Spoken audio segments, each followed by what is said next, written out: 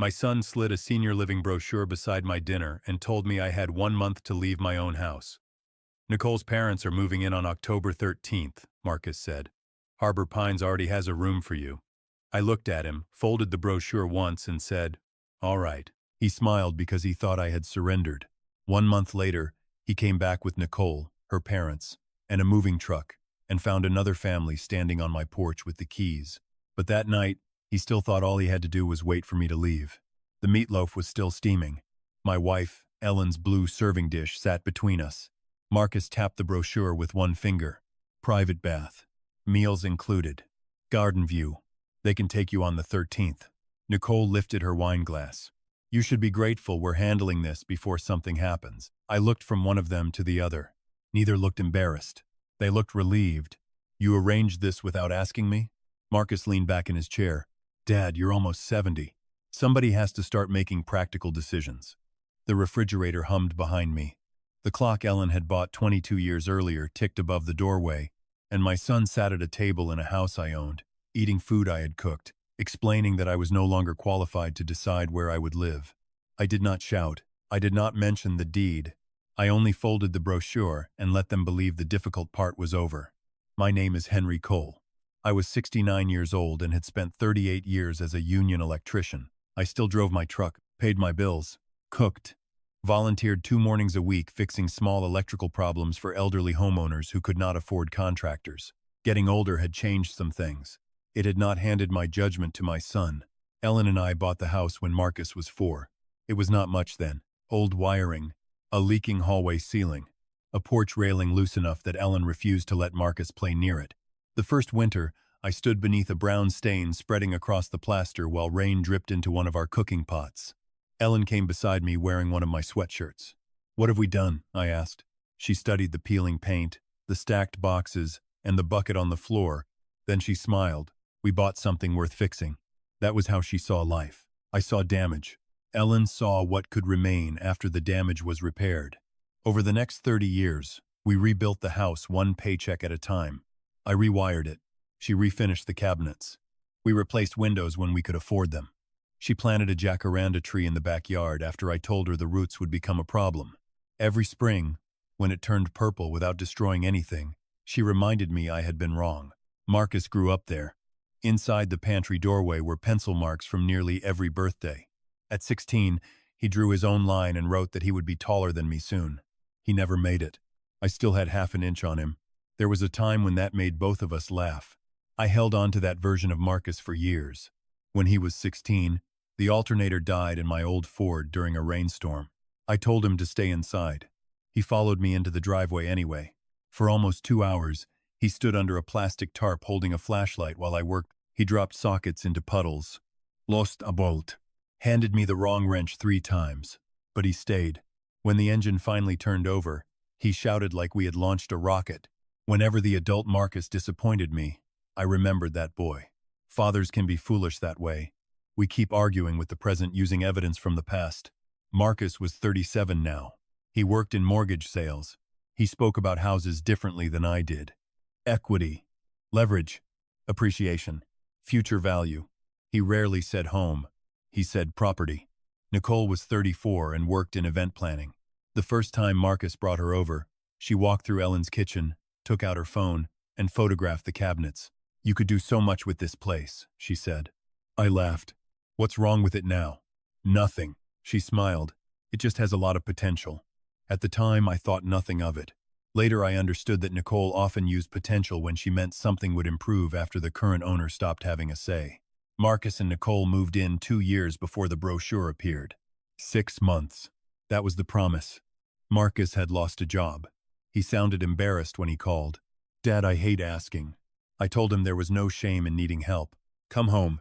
I cleared a bedroom, made space in the garage, bought extra groceries. I did not charge rent. 6 months became 9. 9 became 12.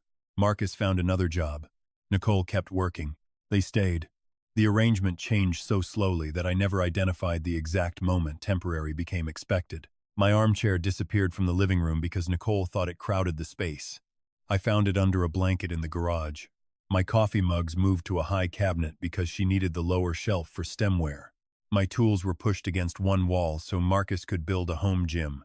Then new furniture started arriving. Lamps, bedding, dining chairs, a console table. I asked Marcus why they were buying furniture if they planned to move.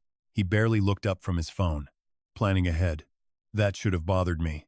Then Nicole began talking about my age. Gently, that made it harder to object. Henry, should you still be driving after dark? Henry, stairs get dangerous. Henry, you forgot your keys again. I misplaced my keys once. They were in my work jacket. Nicole mentioned the incident for weeks. One afternoon, I walked into the kitchen and forgot why I had entered. Something everybody does. Marcus glanced at Nicole. Nicole glanced back. Neither said anything. I noticed. I did not yet understand. The night of the brochure, I had spent almost 3 hours making dinner. Ellen's meatloaf, garlic mashed potatoes, green beans, cornbread. I used the blue serving dish she had saved for Sundays and birthdays. I thought the meal might remind Marcus what family had once felt like in that house. Instead, he used it to explain my scheduled departure. After I said, "All right," relief moved through both of them immediately.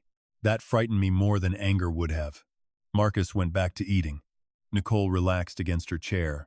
They behaved as though a difficult administrative problem had been settled. I finished my meal, washed my plate, put the leftovers away. On the counter, I looked more closely at the senior living brochure. Someone had circled room 214. Garden view. A $500 deposit had been written beside it. This was not research. It was preparation. Later that night, I went downstairs for water. The house was dark except for the light above the stove. I stopped when I heard Nicole speaking in the kitchen. "No, Mum. October 13th still works." A pause. Marcus talked to him tonight. Then a relieved laugh. Honestly, it was easier than we expected. My hand rested against the hallway wall. Nicole lowered her voice. "The master bedroom is obviously yours, and Dad's. Marcus and I will stay where we are." My mouth went dry. She had assigned my bedroom before I had agreed to leave it. "The office can be the guest room." Another pause. "No, we measured everything." Then, "The garage is the only problem. Henry's workbench takes up half the wall, but Marcus said we'll have somebody haul it away." The workbench. I built it when Marcus was 10. Ellen had written our names beneath the top in black marker. I stepped backward before Nicole could see me. I never got the water. Instead, I went into my office. The printer's green light blinked in the dark. Several pages sat in the output tray. The first was titled, "House Transition October." The list covered the deposit, movers, donation pickup, utility changes, and furniture delivery. The next page was a floor plan. Robert and Diane, Nicole's parents, were assigned the master bedroom. Marcus and Nicole kept their current room. My office became a guest room. The garage was marked for clearing. On the final page was a timeline. Pack Henry's belongings. Donation pickup. Facility paperwork. Robert and Diane arrive October 13th. My name appeared once at the bottom. Henry Harbor Pines. I put every page back exactly where I found it. Then I went to my bedroom and opened the filing cabinet. The original deed was inside. Henry Cole. My name alone. I placed the senior living brochure on top of it. For the first time that night, I did not feel old. I felt awake. They had spent months deciding what would happen after I was gone. Their mistake was simple. I was still there. I woke before sunrise and opened my banking app. Marcus had been an authorized user on one of my credit cards for 8 years. It began when he was between jobs. Temporary help.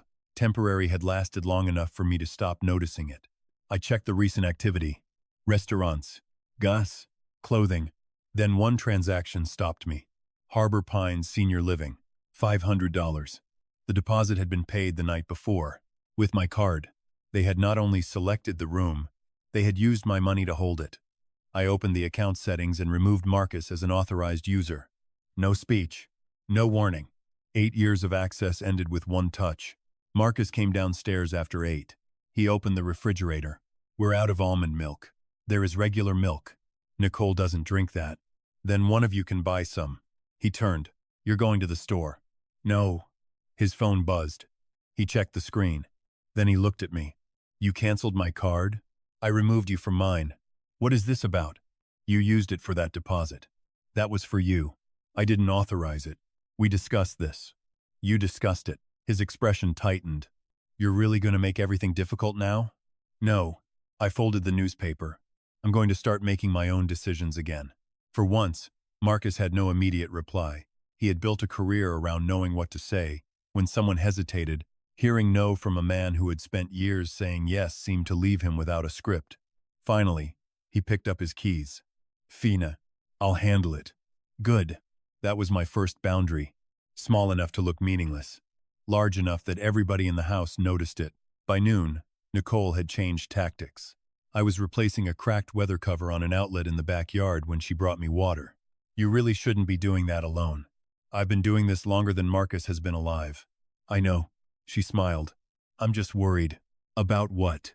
Your age. My age hasn't changed since yesterday. The smile weakened. She stayed beside me. Marcus said you removed him from the card. That's right. He thinks you're punishing him. I'm correcting something I should have corrected years ago. For a second, concern disappeared from her face. Something colder showed underneath. Then she smiled again. Nobody is trying to take anything from you. Good. I handed back the glass. Then we won't have a problem. That afternoon, Harbor Pines called. A resident services coordinator said she was confirming my intake assessment. I didn't schedule one. There was a pause. Your son completed the preliminary information. What are you assessing? Daily living, mobility, medication management, memory, general safety. Memory.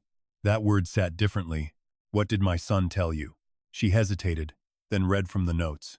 The family contact had reported increasing forgetfulness, concerns about financial judgment, and questions about whether I could continue living independently. My kitchen looked exactly as it had 10 seconds earlier. Bills paid. Medication organized. Truck outside. Dinner labeled in the refrigerator. But somewhere inside a company database, I had become a confused old man, who was listed as the family contact. Marcus Cole.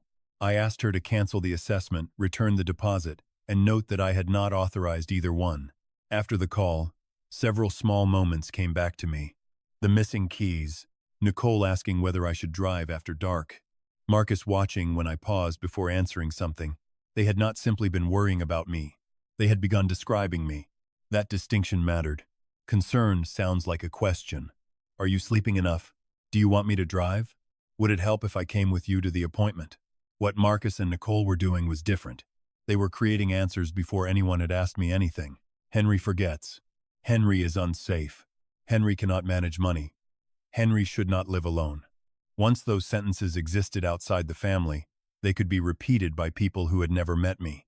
A coordinator could quote them. A receptionist could type them into a chart. Someone else could read them later and assume they had already been verified. I stood in my kitchen thinking about how easily a life could be reduced to notes written by somebody else. Then I called Anna Morales. Anna had worked with the electricians union before opening her own practice. She had helped Ellen and me with a contractor dispute years earlier. I trusted her because she did not turn emotion into fact. I told her about the brochure, the deposit, the transition plan, the intake notes. She listened. Then she asked, "Has Marcus ever had authority to act for you financially?" The answer came back slowly. After Ellen died, I signed a power of attorney. Is it still active? I don't know. Find it? I went upstairs. The document was exactly where it had been for almost 6 years. 4 months after Ellen died, paperwork had felt impossible. Hospital accounts, insurance, utilities, forms arriving every day. Marcus had stepped in. I had been grateful. The power of attorney named him as my agent. Anna, I'm here. I found it. Bring it tomorrow. You think he's using it? I don't know. That mattered. She was not going to accuse my son just because I was angry. But if someone is describing you as unable to manage your affairs, you should know exactly who already has authority to act for you. Before we ended the call, she told me to gather my deed, will, banking authorizations, insurance records, and health directive. I don't want a war with my son. Then don't start one. Her voice stayed even. But don't enter one unprepared. Marcus came home shortly before 6. He and Nicole talked upstairs for almost 20 minutes. When they came down, I was eating soup at the kitchen table. Marcus opened the refrigerator. Someone might stop by tomorrow to look at the house. Who? A realtor I know. Why? Just to give us a value. Us? He caught the word too late. The family. This house doesn't need a family valuation. He sighed. Dad, information doesn't hurt anybody. Cancel it. Why? Because I didn't invite him. Marcus stared at me. We're going to need to know what this place is worth eventually. Eventually. I let the word sit between us. For what? Nicole answered from behind him. Planning. I stood and picked up the brown folder containing my documents. Marcus watched it. What is that? Paperwork. What paperwork? Mine. I started upstairs. Behind me, he said. Dad, nobody is trying to take your house. I stopped. Maybe the sentence should have reassured me. Instead, I wondered why he had felt the need to say it. Then we don't have a problem.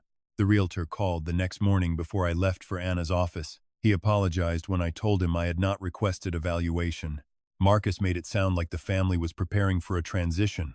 What kind of transition? He said the occupancy might change soon and wanted to understand the property's options. Did he tell you he owned it? No. The man paused. He implied the family situation would be different soon. I canceled the appointment and told him not to discuss my property with anyone except me. Then I picked up the brown folder. 24 hours earlier, I thought Marcus wanted my bedroom. Now I understood the bedroom was only the first decision he expected me to surrender. Anna cleared a space on her desk. I handed her the deed. The will. The power of attorney. She spent the most time on the last document. This gives Marcus broad authority.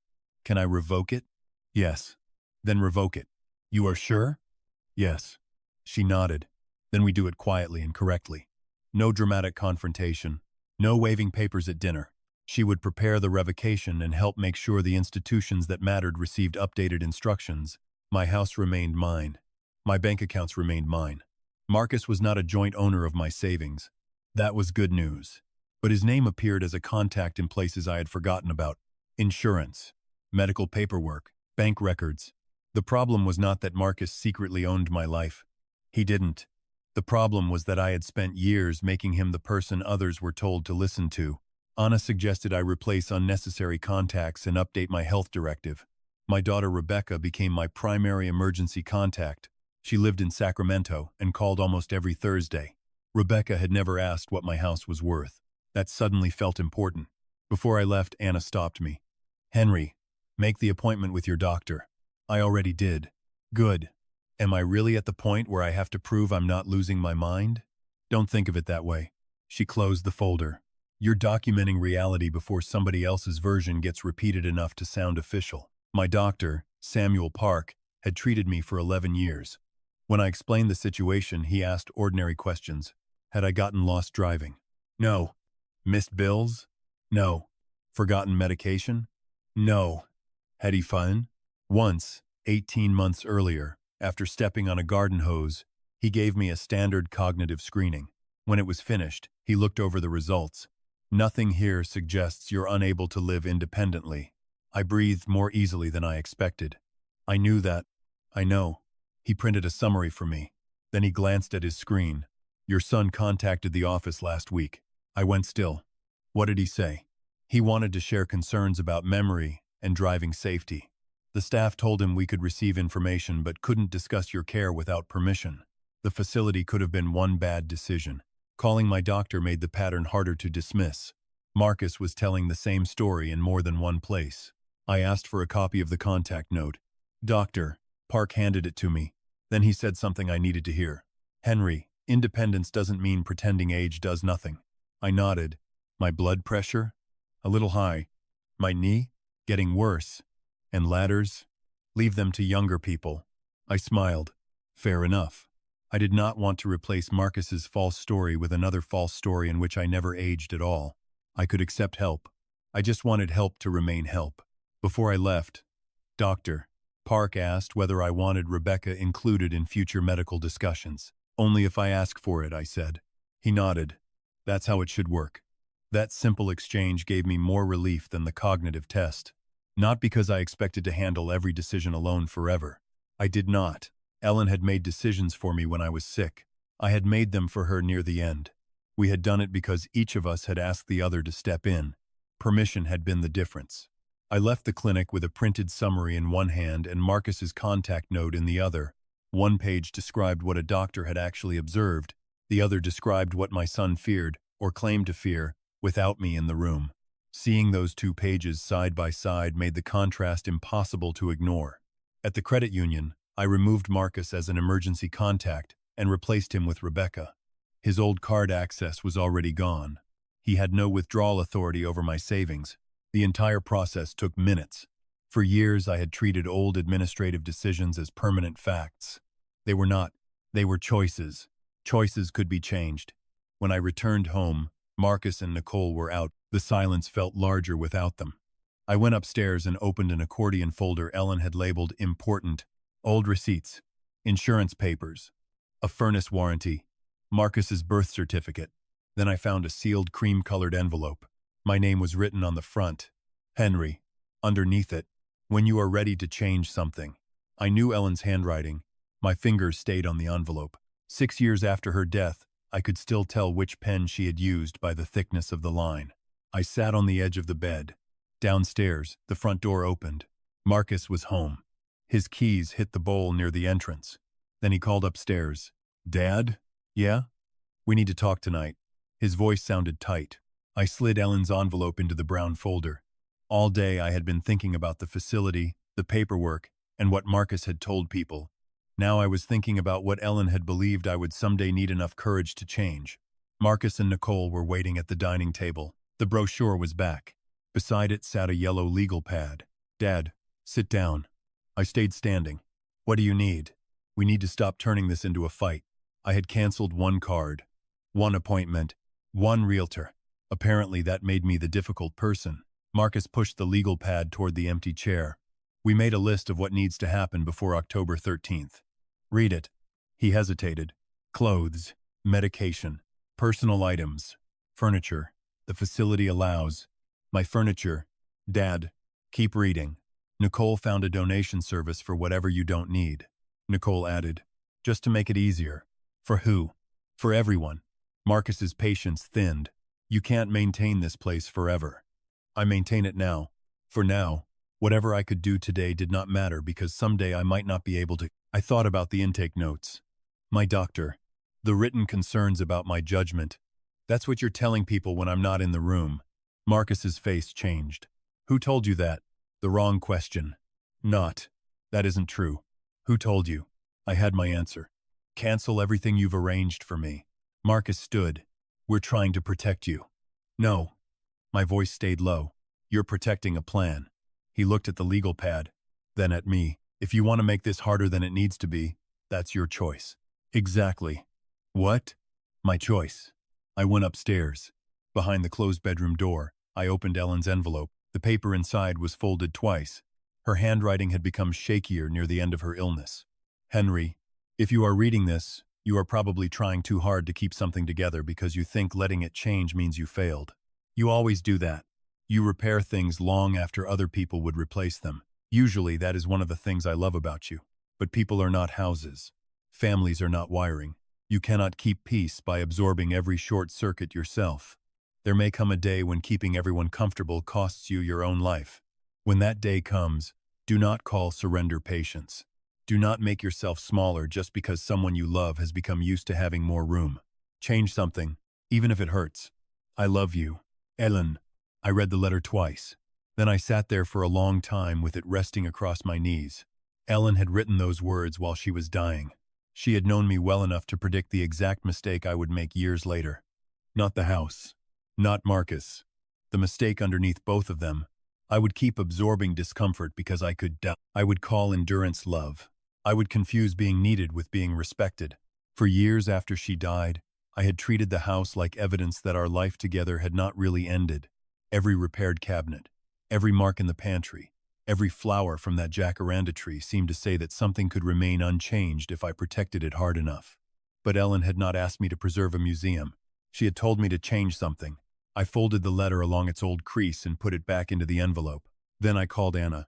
"I'm ready to make a larger change." "What change?" "I'm selling the house."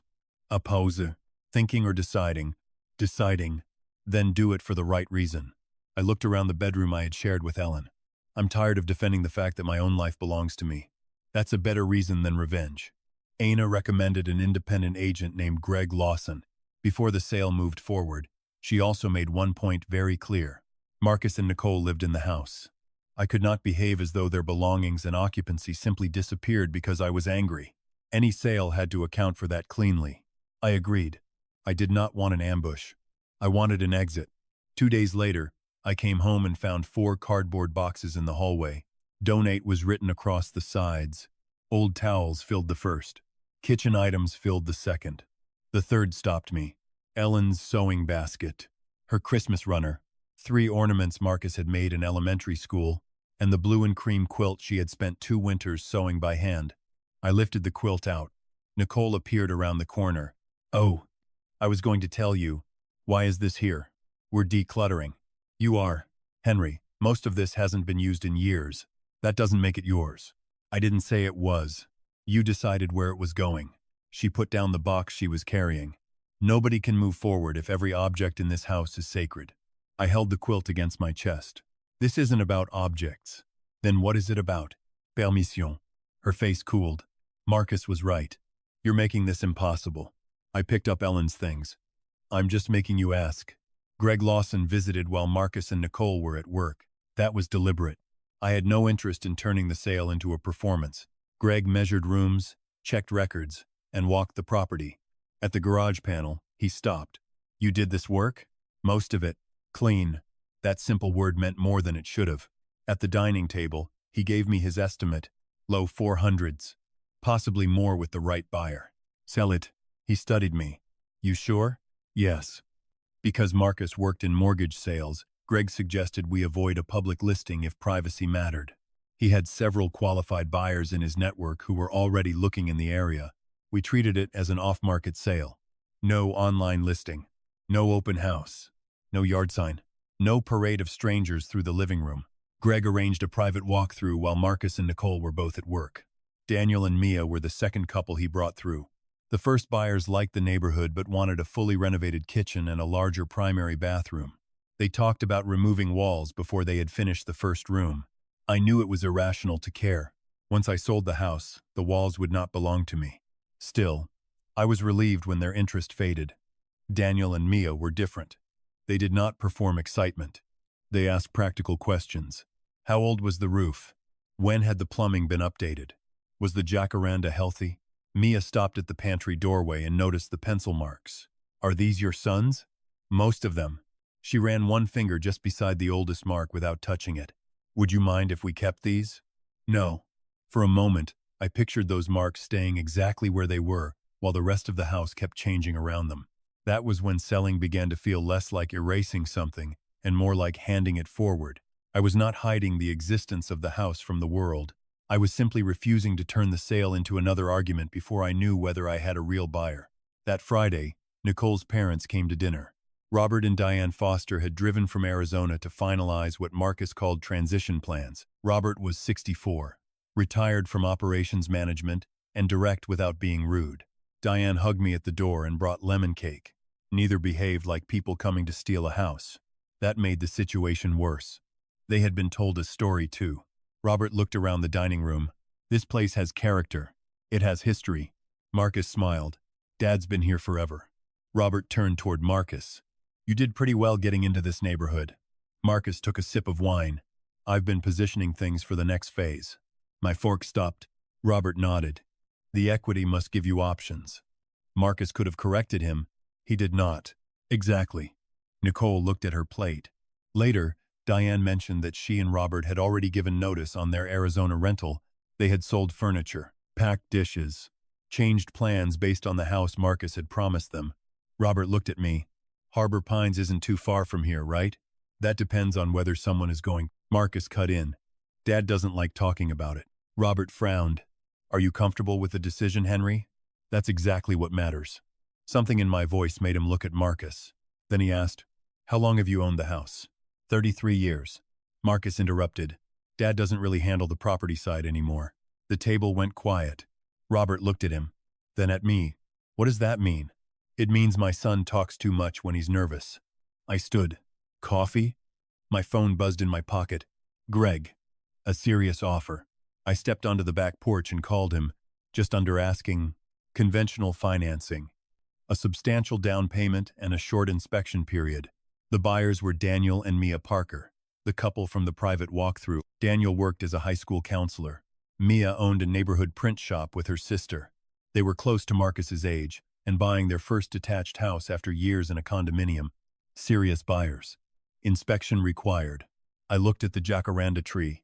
Now my plan depended on something other than my willingness to act. It depended on what 33 years had done to the house. The inspector spent 3 hours going through the property. Daniel and Mia arrived near the end. Mia looked through the kitchen window toward the backyard. We don't want to gut the place. You'll change things. Of course, that's what houses are for. The inspector found 2 significant issues. Failed. Flashing near the chimney had allowed slow moisture damage beneath part of the roof. The garage subpanel was safe, but old enough that the buyer's insurer wanted it updated. Neither problem destroyed the sale. Together, they could have. My first instinct was to fix the electrical myself. I was already calculating materials when Greg stopped me. You know how to do it. Yes. That's not what I'm asking. He pointed toward the garage. Do you want to spend the next week pulling permits and working around a panel while you're also trying to move your life? I almost argued. Then I realized what I was doing. For years, I had believed independence meant being the man who handled everything. Maybe it meant knowing when something no longer needed to be mine to carry. Find me somebody licensed. Greg smiled. I know too. The roof and electrical work cost more than I wanted. The roofer opened part of the decking and showed me exactly where moisture had traveled. It had not reached the ceiling yet, which explained why I had missed it. The younger electrician who replaced the garage subpanel labeled every circuit before closing the cover. I stood nearby longer than necessary. Once, I would have been the man doing that work while somebody older watched. Now I was the older man. There was no humiliation in that unless I invented one. When the electrician finished, he handed me the permit sign-off. Everything's good. I checked the labels out of habit. He noticed. You really were an electrician. 38 years. He grinned. Then I'm glad I labeled them right. That made me laugh.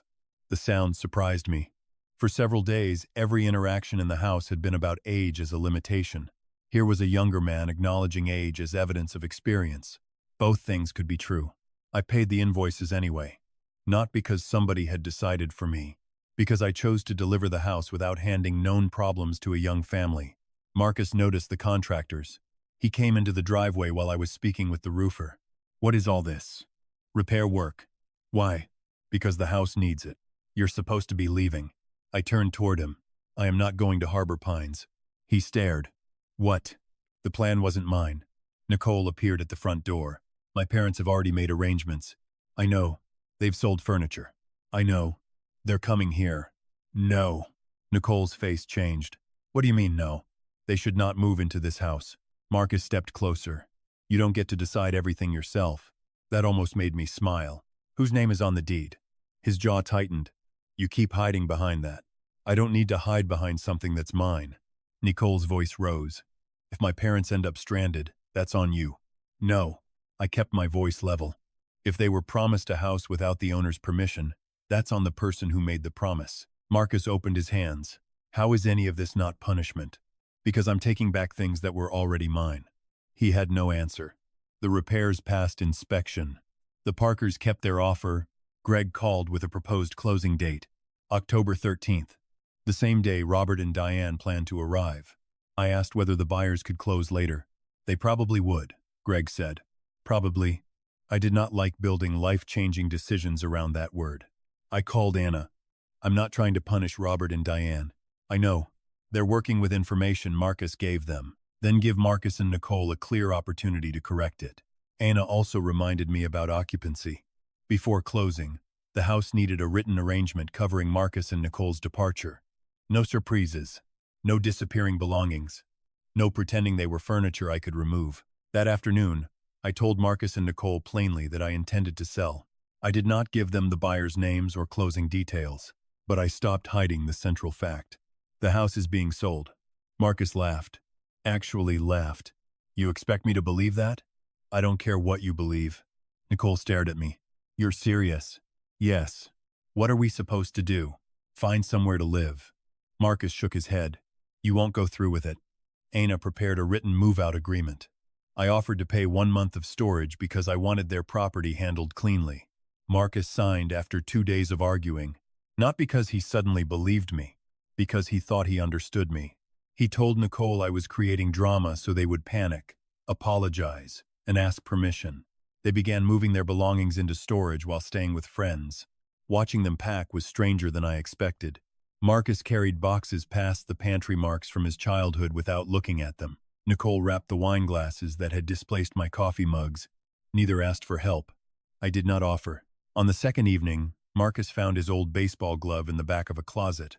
He turned it over in his hands. "You kept this?" "Your mother did." He stared at it for a few seconds, then placed it in his box. For one brief moment, there was no facility, no sale, no argument. Just my son holding something from the life we used to share. I almost told him everything. The buyer, the price, the closing date. Part of me still wanted to rescue him from the shock his own choices had created. Then he looked toward the empty wall where my armchair used to sit. "Once this blows over, Nicole wants to redo this whole room." The moment disappeared. Marcus treated the move like temporary theater. "Once you cool down, we'll bring everything back." I said nothing. That was his choice. I called Robert once, not to expose Marcus, to prevent him from being blindsided. "I want to be clear about one thing," I said. "Do not send furniture to my house on October 13th until you have confirmed the arrangement directly with me." Robert went quiet. Marcus said everything was settled. "It isn't. Are you telling me not to come?" "I'm telling you not to assume the house is available." That was all. I gave him the truth without turning my son into a spectacle. Whether Robert believed me was up to him. The closing stayed on October 13th. By the 12th, Marcus and Nicole had removed the last of their belongings under the agreement. They spent that night with friends. Marcus still believed I was bluffing. That evening he called. "My in-laws are still coming tomorrow." "They shouldn't. The truck is booked. Cancel it. You'll change your mind when you see what you're doing to everyone." "No." He went quiet. "Then, you want us to beg?" "I don't want anything from you." That answer bothered him. Marcus understood leverage. He expected every action to be negotiation. He still believed I wanted something he could provide. An apology. Respect. Gratitude. He did not understand that I had stopped negotiating. The buyer's financing was cleared. Closing funds were verified. Repairs accepted. Documents ready. The house stood empty except for the dining table, a few things I was taking the next morning, and the workbench in the garage. I crawled underneath that bench one last time. Ellen's black marker was still there. Henry and Marcus. Marcus had been 10 when he wrote his name. I took a photograph, then I closed the final drawer. There was nothing left for me to explain. There was only October 13th. I woke before the alarm. The house was almost silent. For 33 years, every room had carried sound. Cabinet d'ours. Television. Ellen singing badly while she cooked. Marcus running down the stairs too quickly. The dryer shaking because I never leveled it properly. That morning, my footsteps came back from bare walls. I had spent the previous week sorting everything. Keep. Donate. Leave. Choice by choice. Nobody had written the labels for me.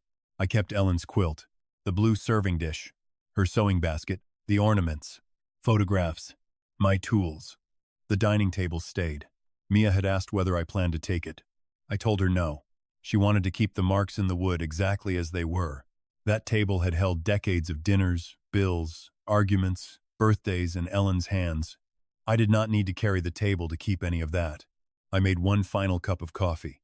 Outside, purple jacaranda flowers had fallen across the concrete. I touched the trunk once. Then I went inside. Late that morning, Greg called. Recorded. I was sitting in my truck near the harbor. "That's it?" "That's it." "The Parkers own it?" "The Parkers own it." For 33 years, that house had been Henry Cole's.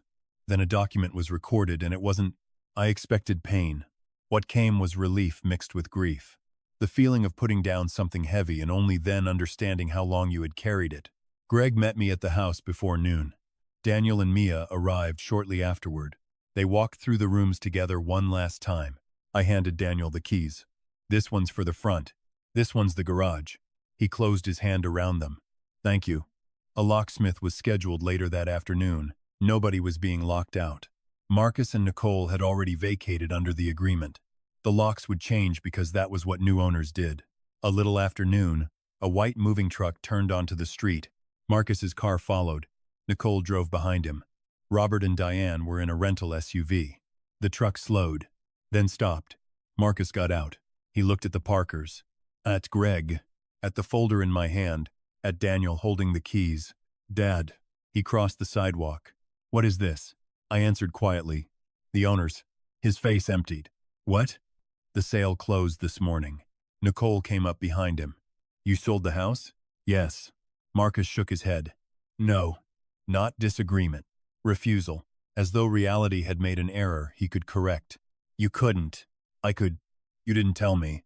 I told you the house was being sold. You signed the move-out agreement. That was because you were angry. No? You were bluffing.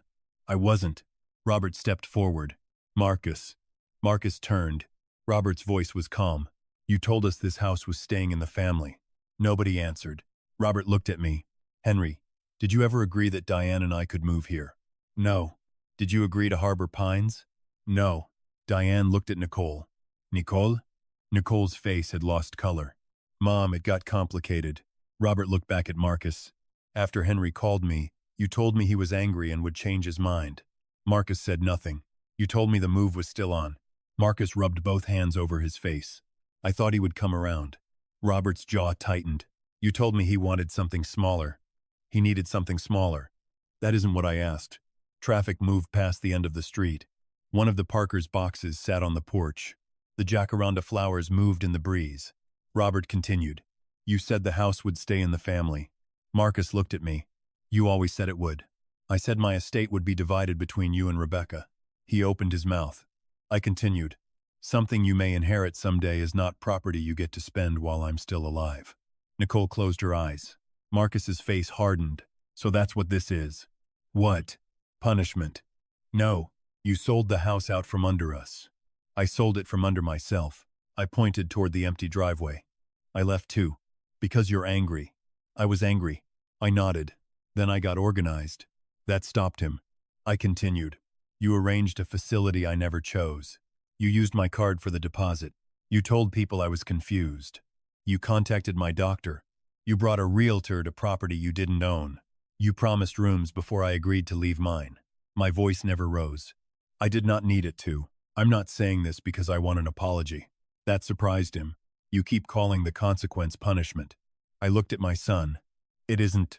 It's what happened when I stopped cooperating. Robert turned toward Diane. We're leaving. Nicole stepped toward him. Dad. Not now. We don't have anywhere to go. We'll figure it out. Robert looked at me. You warned me. I tried. He nodded. I should have listened. That hurt Marcus more than anything I could have said. I could see it. I did not enjoy it. That mattered. For years, Marcus had cared deeply about how other people saw him. At work, he wanted to be the man who understood money. With Nicole's parents, he wanted to be the man who had a plan. With me, he wanted to be the son who was only stepping in because his father could no longer handle things. All three versions depended on nobody comparing notes. Now Robert was standing 10 feet from me doing exactly that. No lawyer had exposed Marcus. No document had humiliated him. Nobody had shouted his private messages to the street. He had simply reached the point where the stories he had told different people could no longer exist in the same place. That was the consequence. Nicole turned toward Marcus. You said he would come around. Marcus said nothing. You said it was handled. I thought, that's the problem. She walked toward her parents. Marcus stayed on the sidewalk. Since this started, I had never seen him look less angry than lost. Where am I supposed to go? There was a time when I would have answered automatically. My home, my money, my responsibility. I didn't. You're 37. His face tightened. That's your answer? Yes. He looked at the house, then at me. Mom would hate this. That landed where he intended it to. My fingers touched Ellen's letter inside my jacket. Then I let go. Your mother spent her life helping people. I kept my voice low. She never taught you that helping meant ownership. Marcus looked down. I picked up my folder. I'm leaving. Where? San Pedro. You bought something? A townhouse. How long ago? Long enough. Only then did he understand the scale of what had happened outside his knowledge. The lawyer, the repairs, the sale, the move, all while he waited for me to calm down. I don't know you anymore, he said. I looked at him. That makes two of us. I walked toward my truck. At the gate, Mia called my name. She stood inside the doorway with one hand on the old green door. We'll take care of it. I looked toward the backyard. The jacaranda gets messy. She smiled. We'll keep it. Good. I nodded toward the house. Just let it keep being a home.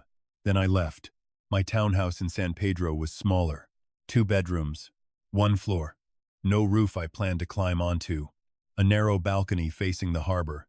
The first evening, I sat outside with coffee and watched container ships move through orange light. Nobody had selected that place for me. Nobody had circled a room in a brochure. Nobody had measured my life before asking what I wanted. It was mine because I had chosen it. Robert and Diane rented a furnished place while they reorganized their plans. Nicole stayed with them for a while. She and Marcus did not separate because I sold a house. That would have made everything too simple. The sale merely forced questions that had already been waiting, about promises, money, trust, and how often Marcus had spoken as though expectations were facts. Marcus rented a small apartment. He paid his own rent, his own groceries, his own utilities. I did not celebrate that. Adults supporting themselves is not punishment. It is adulthood. 4 months passed before I heard from him. A letter arrived. Handwritten. 6 pages. The first paragraph did not ask for forgiveness. That surprised me. He wrote that he had spent months trying to prove I had overreacted. Eventually, he stopped being able to convince himself. He admitted that after moving home, he slowly stopped viewing my help as temporary, then stopped viewing it as help at all. He began to see my house as the next stage of his life. One sentence made me stop. I acted like your future was an obstacle between me and something I deserved. That did not fix everything. It was simply the first sentence in months that did not make Marcus the victim. He said he had started therapy. He had found another job. He did not ask for money. He did not ask to move back. At the end, he wrote, "Someday, if you're willing, I'd like to have coffee." I folded the letter and placed it beside Ellen's. I did not call him that day. Forgiveness and access are not the same thing. I could let go of anger without handing someone the same keys they had misused before. Trust would require time. A week after the letter arrived, I wrote back. Only 1 page. I told him I had read every word. I told him I was glad he was getting help. And I told him coffee was possible someday, but not yet. That was difficult to write. The old Henry would have rushed to reward the first sign of remorse. He would have treated an apology as proof that everything could return to normal. I no longer wanted normal. Normal was how we had arrived at that brochure on the dinner table. If Marcus and I built something again, it would have to be different. Smaller at first. Clearer. No money between us. No assumptions. No keys handed over simply because saying no felt uncomfortable.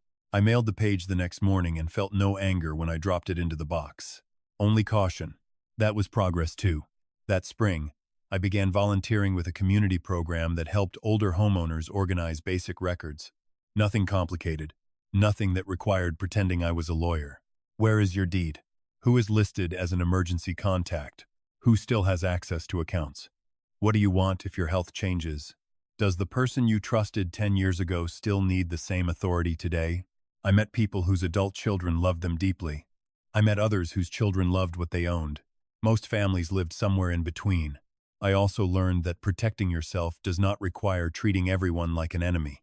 A current emergency contact is not an accusation. A clear health directive is not rejection.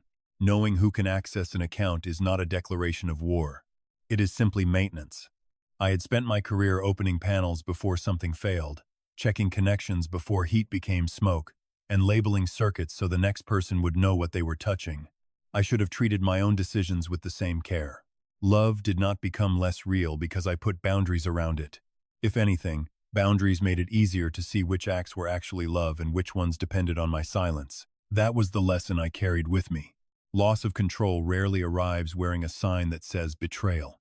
Sometimes it arrives as convenience. Concern. Help. One small decision somebody offers to make for you, then another, until everyone seems to know what should happen to your life except you. Getting older changes things. I do not climb ladders anymore if someone younger can do the job safely. I watch my blood pressure. Rebecca is listed where she needs to be. And someday, I may genuinely need help deciding where and how I live. When that day comes, I hope I am wise enough to accept it. But help should support your voice.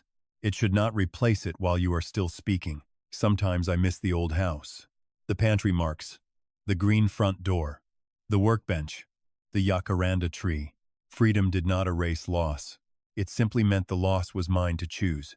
Most evenings, I sit on my balcony and watch the harbor turn orange beneath the setting sun. The townhouse is smaller than the life Ellen and I built, but it fits the life I have now. And nobody had to make me disappear to create room for themselves. I spent most of my life building a home for my family. At 69, I finally learned that a home is also the place where no one gets to vote you out of your own life. If you had been in my place, I would like to know what you would have done. And if stories about family, dignity, and consequences mean something to you, stay with us for the next one.